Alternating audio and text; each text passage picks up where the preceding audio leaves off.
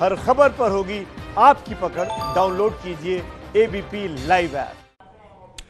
और जितेंद्र दीक्षित हमारे साथ जुड़ गए हैं। सीधा जितेंद्र का रुख करेंगे, मुंबई से मौजूद है इस वक्त। जितेंद्र, मुझे एक बात बताइए, सवाल बार बार शिवसेना पर यही उठ रहा है, क्या सत्ता के लिए शिवसेना बदल गई?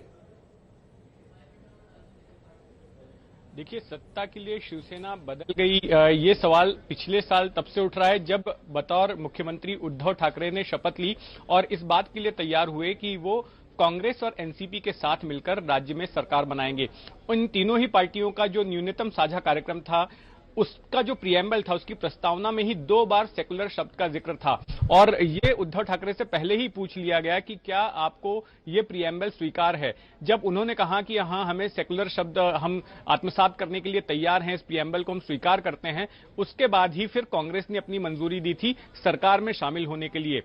और हम देख रहे हैं कि जब से उद्धव ठाकरे ने पार्टी की कमान संभाली है तो शिवसेना की इमेज में काफी बदलाव आया है। जो पुरानी बाला साहेब ठाकरे वाली शिवसेना थी, कट्टर हिंदुत्ववादी विचारधारा वाली शिवसेना थी, अब शिवसेना ये बात सही है कि वैसी नहीं रह गई है। और लगातार कई ऐसे मौके आए हैं जिससे कि ये पता चलता है कि शिवसेना ने अपनी पुरानी इमेज को बदलने की कोशिश की है। हालांकि शिवसेना अब भी बार बार यही कहती है कि उसने हिंदुत्व को छोड़ा नहीं है।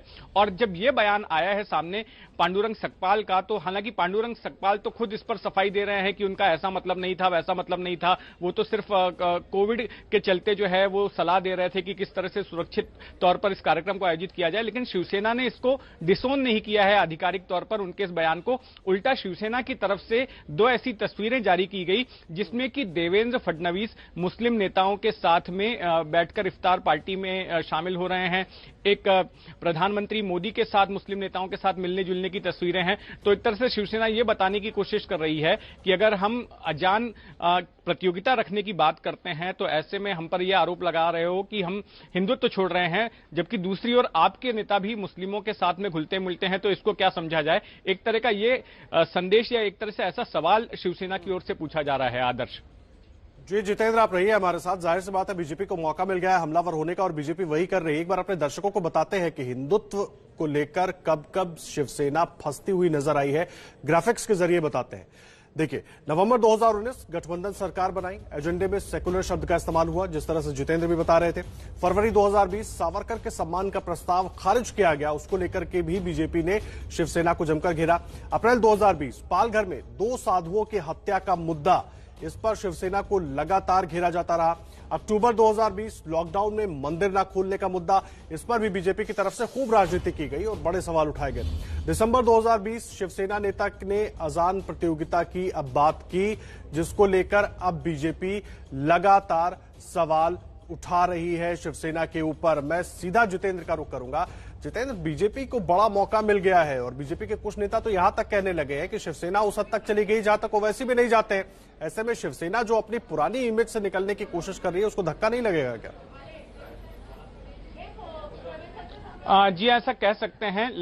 बार बार बीजेपी जो है ये हाईलाइट करने की कोशिश कर रही है कि शिवसेना ने इतने साल तक हिंदुत्व के नाम पर राजनीति की, लेकिन सत्ता में आने के बाद में अब सिर्फ और सिर्फ हिंदुत्व नाम के लिए हिंदुत्व का एजेंडा चलाती है, जबकि उसके कर्म ऐसे हैं जिससे कि वो हिंदुत्ववादी पार्टी नहीं लगती है। जब मंदिर नहीं खोले जा रहे थे, अभी फिलहाल में ही छूट दी गई है कि मंदिरों को भी खोला जाए, उसके पहले तक बीजेपी बड़े ही आक्रामक ढंग से शिवसेना पर अटैक कर रही थी कि शिवसेना खुद को हिंदुत्ववादी पार्टी कहती है लेकिन मंदिर नहीं खोल रही है।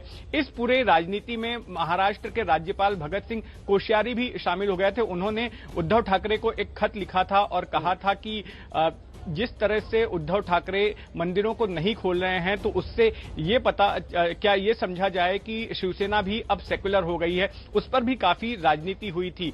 तो जाहिर तौर पर जिस तरह से शिवसेना बदल रही है, शिवसेना हिंदुत्व के मुद्दे पर सॉफ्ट हो रही है और दूसरे धर्मों को लेकर जिस तरह से अब शिवसेना का नजरिया बदल रहा है, उसको बीजेपी भुनाने की कोशिश कर रही है। इसीलिए बीजेपी को यह मौका मिल रहा है और बीजेपी उसको भुनाने का मौका छोड़ना नहीं चाहती। जितेंद्र, आप रहे हमारे साथ।